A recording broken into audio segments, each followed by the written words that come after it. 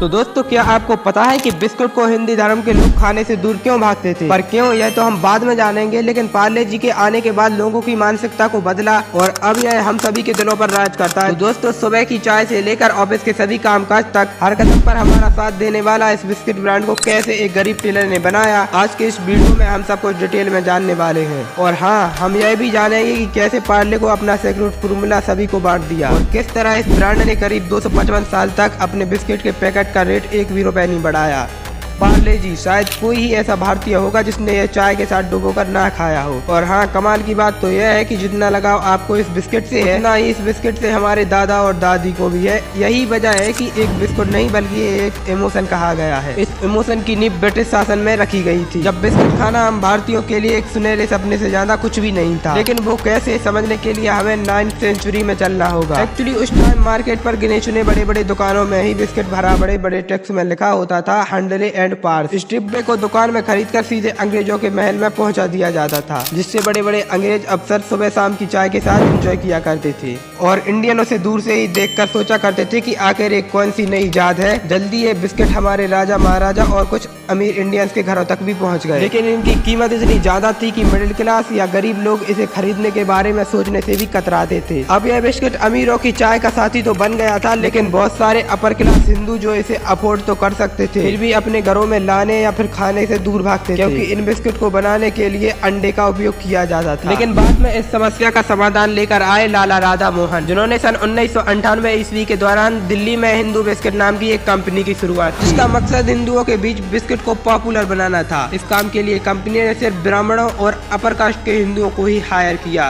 ताकि उनकी biscuit cast conscious हिंदुओं की नजर में अपनाए जा सके। पहले ही साल कंपनी ने अपने बिस्कुट का एडवर्टाइजमेंट दिया, जिसमें बताया गया था कि बिस्किट की पैकिंग से लेकर पैकेजिंग तक का काम सिर्फ अपर क्लास हिंदुओं के हाथों में ही किया जाता है। साथ ही बिस्किट को सिर्फ दूध से तैयार किया जाता है और पानी का एक भी कतरा नहीं मिलाया जाता है। लेकिन हिंदू बिस्किट की बढ़ती हुई पॉपुलैरिटी के बाद कई और लोगों ने भी इस नाम के बिस्कुट को बेचना शुरू कर दिया, जिससे कि असली हिंदू बिस्कुट को काफी नुकसान हुआ और वह ब्रिटानिया कंपनी के साथ मर्ज हो गया। हालांकि दोस्तों, मार्केट में इतनी सारी कॉपीज आने के बाद भी बिस्कुट के प्राइस को कभी भी इतनी कमी नहीं आई कि वह गरीब लोगों के हाथों में पहुंच पाए। फिर 7 अगस्त 1905 का दिन, जब गांधी जी के नेतृत्व में स्वदेशी आंदोलन की नींव रखी गई और लोगों ने विदेशी चीजों का बायकॉट करके अपने देश में बनी हुई चीजों को अपनाना शुरू कर दिया। साथ ही इस मूवमेंट को सपोर्ट करने के लिए कई भारतीय लोगों ने लोकल बिजनेस भी शुरू किए, ताकि फॉरेन प्रोडक्ट पर डिपेंडेंसी पर कम किया जा सके। और दोस्तों, इसी बीच गुजरात में एक टेलर मोहनलाल दयाल जी ने भी इस आंदोलन से इतने प्रभावित हुए कि उन्होंने स्वदेशी आंदोलन में उतरने की इच्छा जताई, जिसके लिए उन्होंने सोचा कि क्यों ना देश में खुद की टॉफी और चॉकलेट की कंपनी खोली जाए, क्योंकि इनके जरिए वो अंग्रेजों को फाइनेंशियल नुकसान तो पहुंचा ही सकते थे, साथ ही इन टॉफीज का टेस्ट उन गरीब बच्चों तक भी पहुंचा सकते जो अमीर आदमियों के हाथों में देखकर सिर्फ ललचा कर रह जाते थे। लेकिन यहाँ पर सबसे बड़ा सवाल यह था कि आखिर इन टॉफीज को बनाए कैसे, क्योंकि उस टाइम तक इंडिया में कोई भी ऐसा रिसोर्स अवेलेबल नहीं था जहां से वह इसे बनाने का तरीका सीख सके।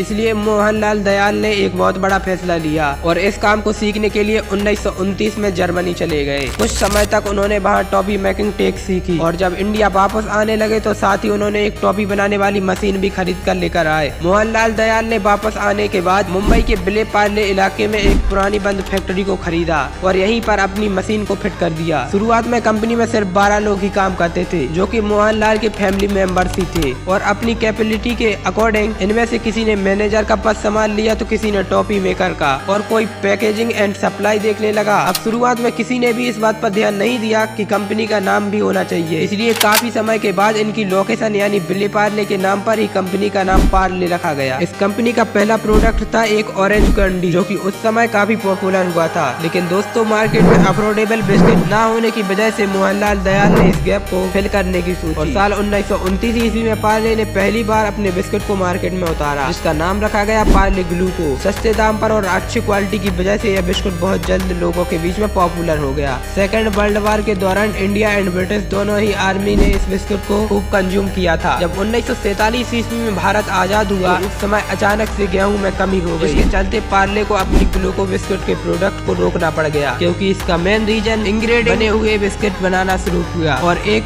एडवर्टाइजमेंट में स्वतंत्रता सेनानियों को अपने नमन करते हुए अपने कंज्यूमर के साथ अपील की कि जब तक उन्हें गेहूं की सप्लाई नॉर्मल नहीं हो जाती तब तक वे जौ से बने बिस्किट का इस्तेमाल करेंगे। खैर बाद में हालात नॉर्मल हो गए और पार्ले बिस्किट फिर से जौ की जगह गेहूं में इस्तेमाल किया जाने लगा। अब अगले कुछ सालों तक तो सब कुछ ठीक चलता रहा, लेकिन 1960 ईस्वी के करीब कई सारी और कंपनियां ग्लूको बिस्किट के नाम से ही अपने बिस्किट को लॉन्च करना शुरू कर दिया। अब इस कंज्यूमर के साथ बीच में कंफ्यूजन बनने लगी कि आखिर ओरिजिनल ग्लूको बिस्किट कौन सा है, और यही वजह थी कि उस टाइम पार्ले ने सेल्स लगातार गिर रही थी। लेकिन दोस्तों अपनी गिरती हुई सेल्स देखते हुए कंपनी ने एक बहुत बड़े स्ट्रेटेजिक मूव लिया और अपनी ब्रांडिंग को इम्प्रूव करने के लिए काम करने लगे। इसके लिए सबसे पहले तो उन्होंने नई पैकेजिंग बनाने का फैसला लिया, जिसके बाद पार्ले का बिस्किट एक पीले पेपर में लपेट कर आने लगा। इसके ऊपर लाल रंग का पार्ले ब्रांड के साथ साथ एक छोटी लड़की की तस्वीर थी और इस लड़की के इंटरनेशनल को advertisement agency Everest brand solution के मगनलाल दया ने तैयार किया था। नई ब्रांडिंग ने बच्चों और उनके पेरेंट्स को खूब अट्रैक्ट किया, साथ ही बाकी के ब्रांड के बीच पार्ले अपनी एक अलग ही छाप छोड़ने लगा। इसके बाद सन 1982 ईस्वी में कंपनी ने पार्ले ग्लूको को पार्ले जी के रूप में रिपैच किया, जिसमें जी का मतलब था ग्लूको। और इसी साल यानी 1982 ईस्वी में पार्ले जी का पहला टीवी कमर्शियल आया, जिसमें एक दादाजी अपने नाती पोता के साथ गिरते हुए नजर आ रहे हैं। स्वाद भरे शक्ति भरे पार्ले जी से चाहत अपनी यही है पार्ले जी। इनके बाद में पार्ले जी को शक्तिमान के रूप में ब्रांड एसोसिएशन मिला। और अगर आप 90 साल के हैं तो फिर बताने की जरूरत नहीं है कि बच्चों के बीच शक्तिमान कितना ज्यादा पॉपुलर था। ऐसे में अपने फेवरेट सुपर हीरो शक्तिमान की वजह से बच्चों में पार्ले खूब पसंद किया जाने लगा। इसके बाद से जी मने जीनियस, हिंदुस्तान की ताकत, रोकोमट टोकोमत जैसी हेडलाइन में पार्ले जी का हमेशा चर्चा बनाकर रखा गया। अब दोस्तों आज के टाइम पे पार्ले का एक बहुत बड़ा पोर्टफोलियो है, जिसके अंडर कोई किसी तरह का बिस्किट, कैंटीज या नमकीन आते हैं और काफी सारे लोगों को लगता है कि बिस्लरी, बेक फ्रूटी और एप्पल भी पार्ले के अंदर ही आते हैं। लेकिन क्या ये सच है? अब इसे समझने के लिए सबसे पहले हमें मोहनलाल के परिवार को एक बार देखना होगा। एक्चुअली मोहनलाल के 5 बेटे थे, जिनमें बड़े बेटे जयंतीलाल चौहान ने पारिवारिक बिजनेस से अलग होने का फैसला लिया और उन्होंने पार्ले एग्रो शुरुआत की और आज बेली फ्रूटी और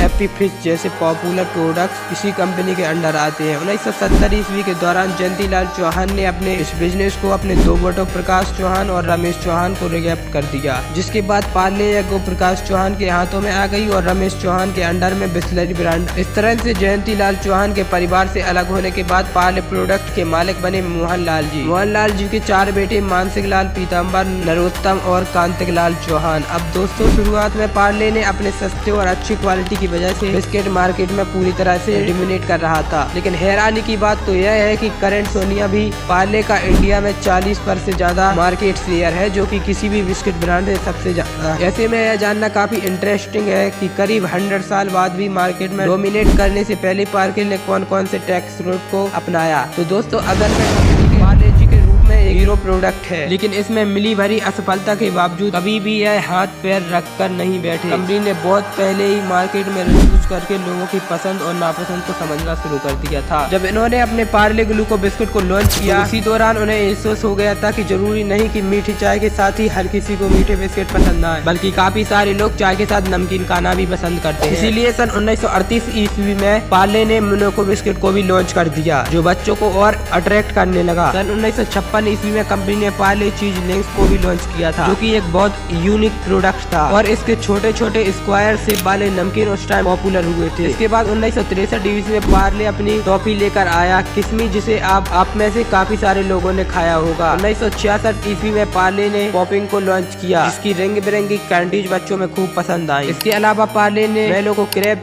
जैक, मिस, मिल्क, शक्ति, मैंगो बाइट, लंदन डेयरी और हाइड एंड सीक की तरह ही कई सारे प्रोडक्ट को मार्केट में उतारा, जो काफी सारे लोगों को पसंद आए और इनकी मदद से पार्ले इंडिया का बिस्किट मार्केट पर अपना कब्जा जमाने में कामयाब हो गया। और साल 2012 तक पार्ले 40 लाख दुकानों के जरिए अपने प्रोडक्ट को बेचा करता था और 2013 में पार्ले जी का टर्नओवर 00 करोड़ से भी ज्यादा हो गया। तो दोस्तों कोरोना के टाइम पर ये लॉकडाउन में हुआ था, उसमें भी पार्ले को बहुत ज्यादा फायदा मिला और कंपनी का टर्नओवर बढ़कर 88,000 करोड़ को भी क्रॉस कर गया। आज Parle G world war legend selling biscuit brand है, जो हर महीने 1 अरब बिस्किट की पैकेजिंग बनाता है और हर एक सेकंड ऑन एन एवरेज 4551 पावरलॉजी के पैकिंग कंज्यूम कर लिए जाते हैं। तो दोस्तों एक टाइम पर विलेज के बिस्किट की डिमांड इतनी ज्यादा बढ़ गई थी, कंपनी उतने ज्यादा बिस्किट बना ही नहीं पा रही थी। ऐसे में पार्ले ने एक बहुत ही स्मार्ट डिसीजन लेते हुए लोकल बेकरीज के साथ हाथ मिला लिया। इसके बाद कंपनी ने उन बेकरीज को अपने बिस्किट का सीक्रेट फॉर्मूला दे दिया। इसीलिए बिस्किट की बेकिंग को लेकर कंपनी से लोड तो कम हुआ, साथ ही ऑटोमेटिक एक स्ट्रॉन्ग सप्लाई चेन भी क्रिएट हो गई, क्योंकि जिस दुकान से पार्ले बिस्किट खत्म हो गए वहाँ उनके नियरेस्ट बेकरी तुरंत ही नए पैकेज पहुँचा दिए जाते थे। अब यह स्ट्रेटेजी कुछ ही समय तक बहुत अच्छे से काम करती रही, लेकिन बाद में जब मिसेज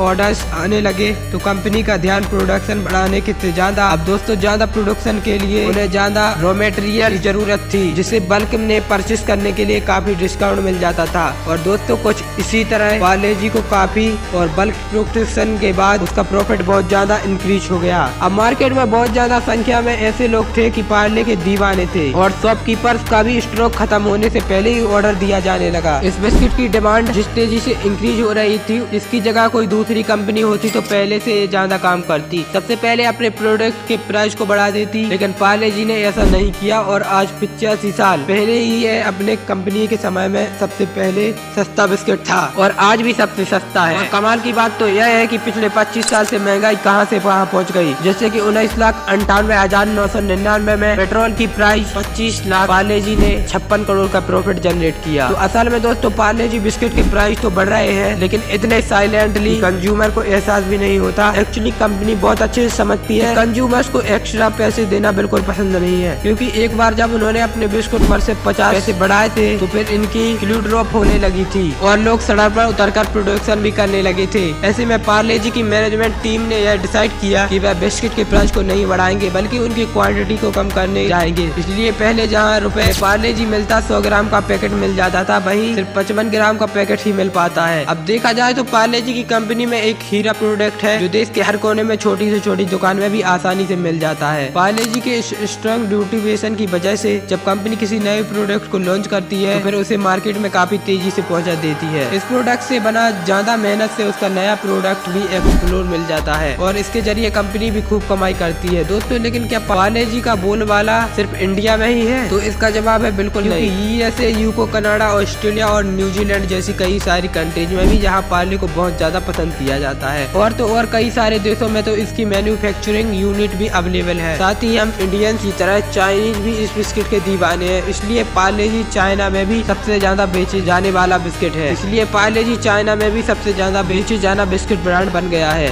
दोस्तों पार्ले जी के साथ आपकी किस तरह की यादें जुड़ी हैं हमें कमेंट करके जरूर बताइएगा।